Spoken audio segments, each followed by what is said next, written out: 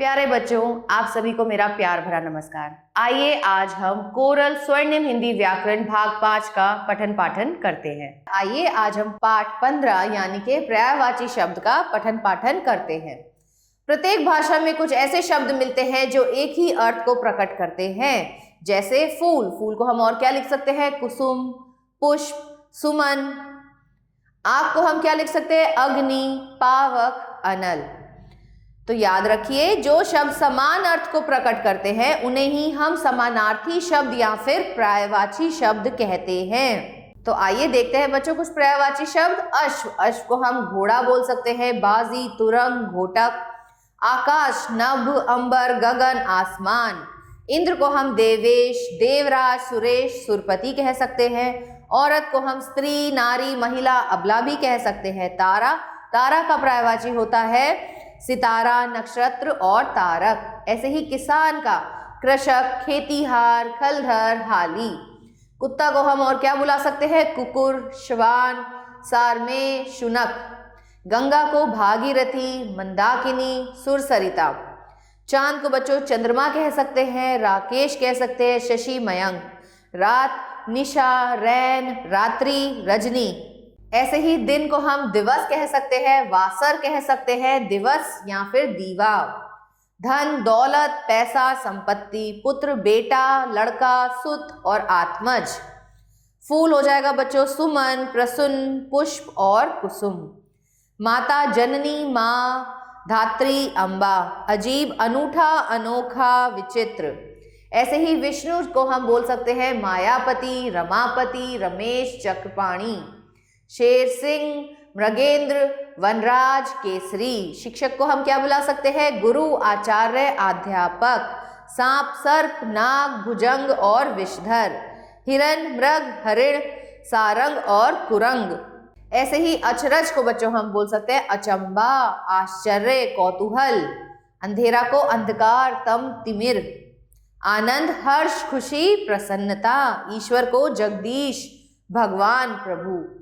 हाथ को हम लिख सकते हैं कर, हस्त्र और पाणी। दुष्ट, दुर्जन, खल, पामर। दिन, दिवस, वार, वासर। पर्वत को लिख सकते हैं पहाड़, नग, गिरी। प्रकाश, रोशनी, उजाला, आलोक। बाग को लिख सकते हैं उपवन, बगीचा, कुंज। ऐसे ही और पर्यायवाची देखते हैं बच्चों। कोआ, कोआ को हम बोल सकते हैं काग, वासक और या फिर खून, रुधिर, रक्त, लहू। जल को बोल सकते हैं पानी, नीर, वारी।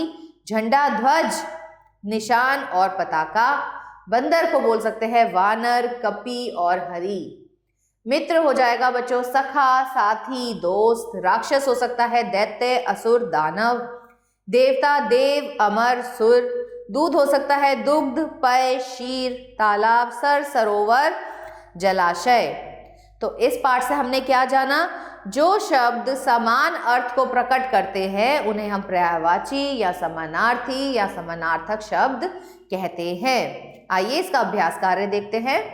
नीचे रात, आग, पेड़, दिन और कपड़ा के तीन पर्यायवाची शब्द दिए गए हैं। इन्हें छांटकर उचित शब्दों के सामने लिखिए। तो यहाँ पर आपको बहुत सारे पर्यायवाची दिए हैं। इनमें से छांट के आपको रात का लिखना है, आग का लिखना है, पेड़ और दिन का लिखना है।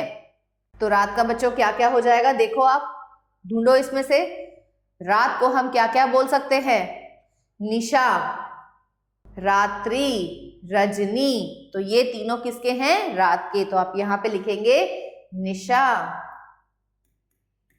रात्रि और रजनी। ऐसे ही आग, आग के ढूंढो पावक, अनल, अग्नि। तो आप यहां पे लिखेंगे पावक, अनल और अग्नि। बाकी पेड़ और दिन के आप अपने आप से ढूंढ के अपनी अभ्यास पुस्तिका में करेंगे बच्चों।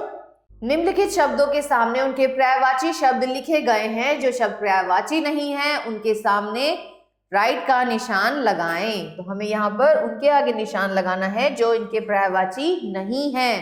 तो धरती, भूपति, भूपति नहीं होता। आग का रजनी नहीं होता, जल का पावक नहीं होता और आग का समीर नहीं होता। निम्नलिखित शब्दों के दो दो पर्यायवाची शब्द लिखिए। तो बादल का हो जाएगा जलधर, जलद। आकाश का हो जाएगा बच्चों नभ, व्योम। ऐसे ही चंद्रमा का हो जाएगा राकेश, चांद। तालाब का क्या हो जाएगा? जलाशय, सरोवर। बाकी के भाग आप अपने आप से अपनी अभ्यास पुस्तिका में करेंगे। सही विकल्प चुनिए। पहाड़ शब्द का पर्यायवाची बताइए अचल। बादल शब्द का पर्यायवाची बताइए जलद। नौकर शब्द का पर्यायवाची बताइए अनुचर। हिमालय शब्द का पर्यायवाची बताइए शिखी। बाकी के भाग आप अपने आप से अपनी अभ्यास पुस्तिका में करेंगे।